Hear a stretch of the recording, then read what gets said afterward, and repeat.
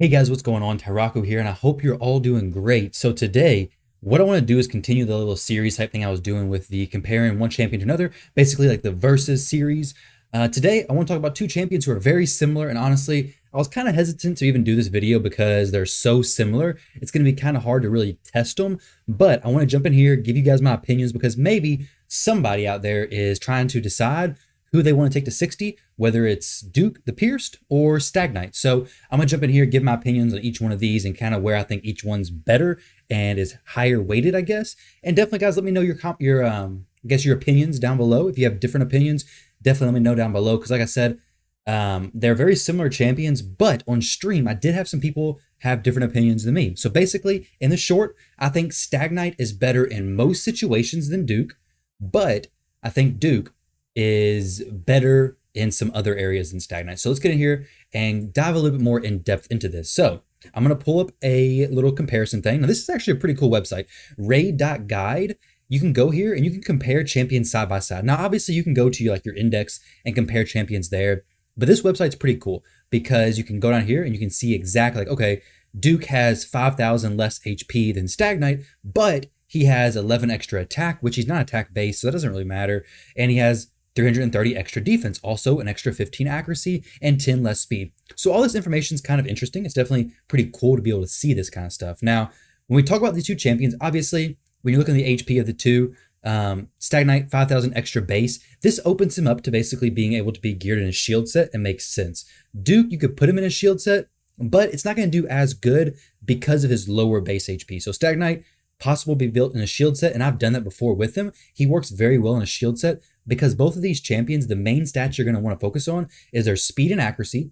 You want to make sure their speed is high enough where they're going before your nuke champions. You want the decreased defense and the decreased attack to both be applied before your nuke champions go, right? And then the accuracy, you want it to be high enough to actually apply said debuffs, right? I mean, it's obvious. So if it's in dungeon content, you want them to be about 10 times the dungeon stage. So stage 20 of dragons or whatever it may be, you want about 200 accuracy. Now, if it's in the arena, it's going to depend on where you're at.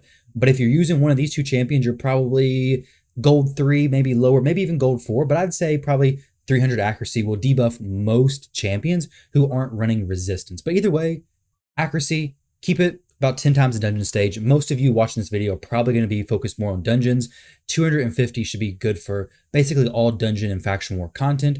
These two champions can be used in clan boss. Both of them have a decreased attack, decreased defense. They require the same amount of books. I believe it's 13 each of these require.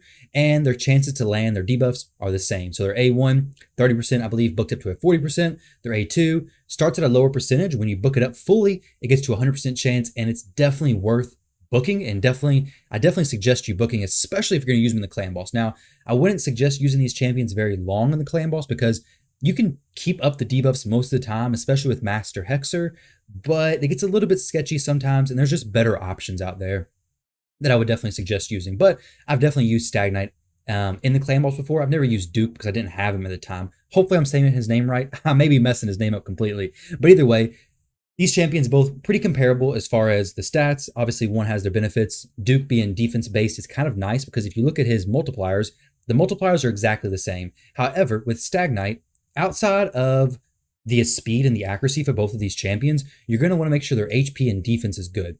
Now, Dhukk gets extra benefit for his defense being good because the more defense you have, the harder he's going to hit. For Stagknight, he can do decent damage, and if you guys want to see a showcase of that, let me know. I can definitely work that in, but I don't really like showcasing that and promoting his damage when he's really a debuff champion. He should be really used for that. If you can get him to 100% crit rate, if you can get him to do damage and be fast enough to go before your nuke champion and apply the debuffs, then go for it. But most people watching this video probably can't do that, so I don't want to encourage bad behavior, basically. Even though in my last video I used a legendary book on an epic champion, but we won't get into that one.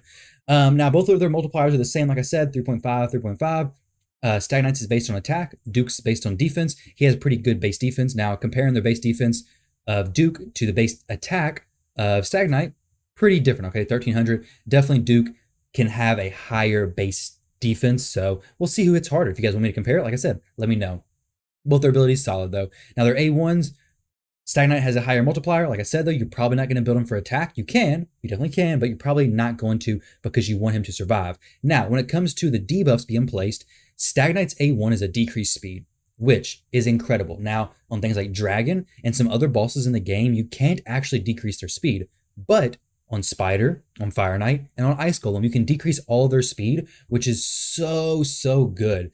And you really don't realize how much you're missing out on until you use a champion who has a decreased speed, and it makes your turn meter reduction champions so much smoother because you don't have to worry about pushing their speed through the roof.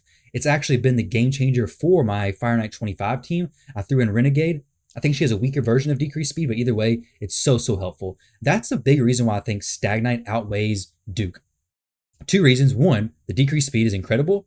The decreased defense and decreased attack, obviously, they're the same for both these champions. Very good. But his passive ability actually kicks in more than you may think. So it places a 50% increased accuracy buff on an ally for 1 turn each time that ally has a debuff resisted by an enemy. So if you have a hard time maybe getting your cold hearts to be high enough accuracy to reduce the turn meter on whatever boss you're going against, well, if she uses her A2 ability, which if you take a look at Cold Heart, and we're not going to go off on a tangent here, but if you take a look at Cold Heart, her A2 ability has a chance of placing poison. Well, if it doesn't place this and it gets resisted, then Stagknight's going to boost her accuracy so that if she uses her Heartseeker next, now it only lasts for 1 turn, right? But if she uses her, unless you have the mastery, allow it to last for more, but if she uses her Heartseeker next, she has a higher chance of decreasing that enemy's turn meter. So if you have a hard time getting your Cold Heart to be good accuracy, you could always throw in Stagknight on a Spider run and be very good to go. Now, other side of this, Dhukk has an ability which is places a provoke debuff on for 1 turn on the target enemy. Also has a 75% chance of placing provoke debuff for 1 turn on 2 random enemies.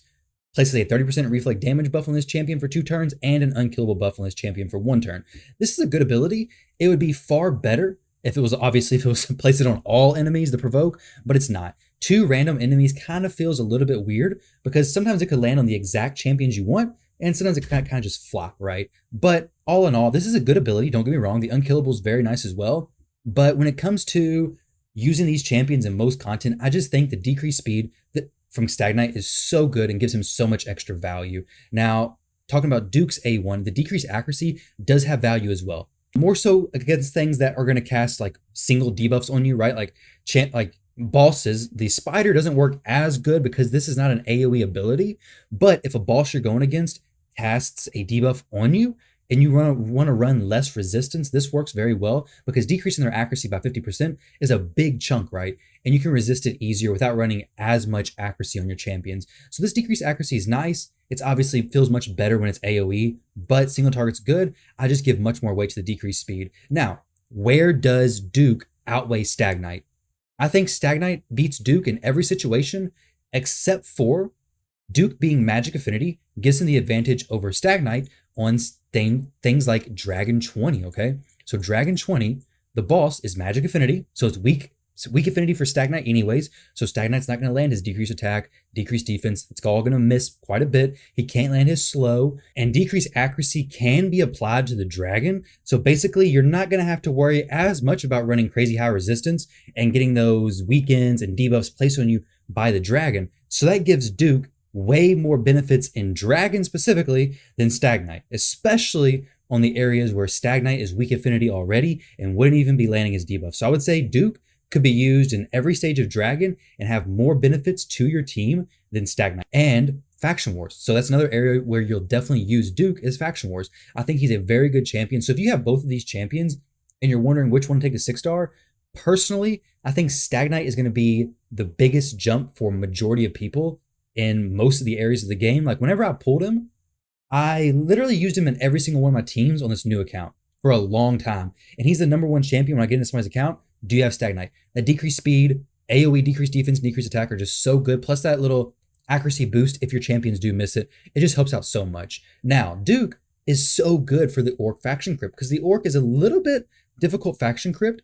But if you don't have a Zargala, if you don't have any good decreased defense champion, Dhukk works great. But even on top of that, he brings decreased attack as well, allowing you to tank more hits and just do better overall. So both these champions are great. Don't get me wrong. Both these champions are fantastic.